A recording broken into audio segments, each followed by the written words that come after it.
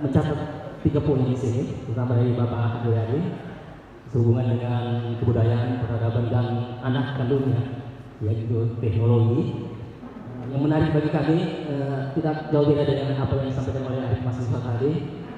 Saya garis bawahi saja bahwa memang digitalisasi museum progres sudah seharusnya harus dimulai. Pada saat masih masih melalui online ya, lomba itu. Ini tahun ini mudah-mudahan sudah offline ya.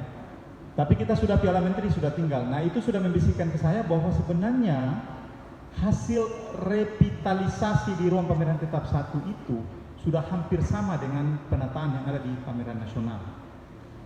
Ya, sudah hampir sama dia bilang. Yang persoalannya, itu yang dibilang ada tadi itu. Kita masih sangat tentang penunjang teknologi multimedia atau IT.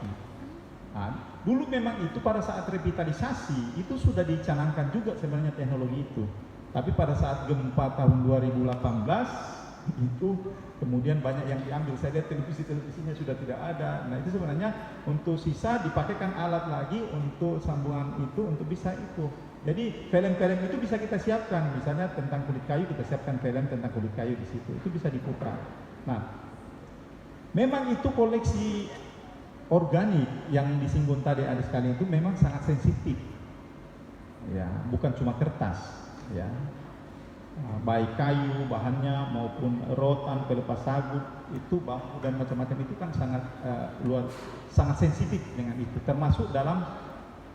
Makanya itu museum sebenarnya itu yang dihindari itu sinar yang berlebihan baik daripada cahaya lampu maupun ultraviolet. Nah itu. Nah oleh karena itu sebenarnya semua ruangan-ruangan yang ditempati oleh koleksi-koleksi sensitif itu biasanya ada ukurannya sebenarnya. Jadi diukur itu pencahayaannya supaya koleksi organik itu tidak berpengaruh rusak. Tapi memang kelemahannya kita itu masih alatnya itu masih tidak ada. Mengukur kelembapannya, mengukur suhu, ada pengukur suhunya dan ada alatnya yang mengontrol itu supaya itu Nah ini juga yang menjadi tantangan kita ke depan supaya alat-alat kita lengkapi karena memang itu yang sangat riskan rusak itu adalah koleksi organik dibanding anorganik ya. Nah ini tapi memang hambatan-hambatan itu bukan cuma masalah saya bilang tadi itu masalah sumber daya manusia ya, tapi juga masalah dukungan dana penganggaran tentang pengadaan alat-alat itu sangat terbatas apalagi kita ini setelah diambil alih daerah. Nah ini sangat apalagi kebudayaan itu dipandang sebelah mata saja.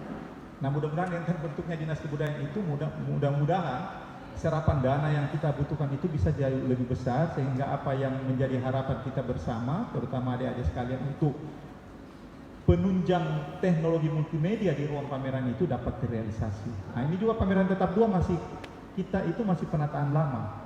Mudah-mudahan ke depan bisa mendapat bantuan untuk bisa merevitalisasi juga tata pamernya supaya sama dengan ruang pameran tetap 1 karena sangat berbeda antara ruang pameran tetap 1 dan ruang pameran tetap 2 karena masalah anggaran ya.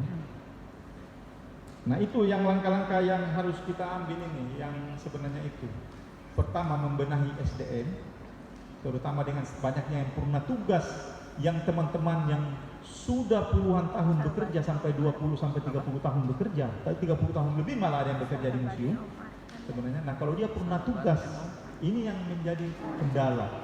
Nah ini kalau tidak ada regenerasi setiap tahun ini oleh pemerintah memasukkan SDM yang dapat menunjang fungsionalisasi museum, ini juga memang sangat berbahaya buat kita ke depannya.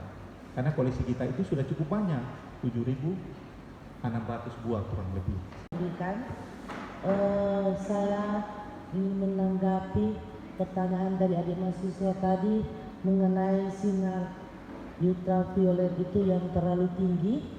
Ada kenyataan baru-baru kami dapatkan karena kami sementara di gudang itu gudang organik ada koleksi kupu-kupu ya, kupu-kupu sudah lapuk semua. Ya itu mungkin karena seperti tadi yang dikatakan Pak Rim, kelebihan sinar ya. Tetapi ada koleksi yang di dalam gedung pameran tingkat 2, koleksi kupu-kupu, tetapi masih utuh. Ya seperti itu. Sedangkan di gudang organik itu tidak memakai lampu atau sinar yang berlebihan.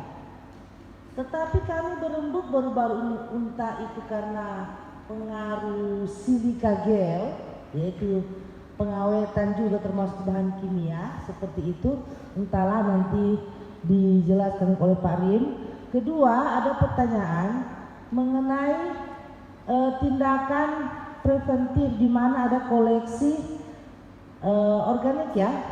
Di situ ada dijelaskan tentang fumigasi. Nah, fumigasi selama ini fumigasi yang ada di museum itu sudah tidak dipergunakan lagi. Nah, bagaimana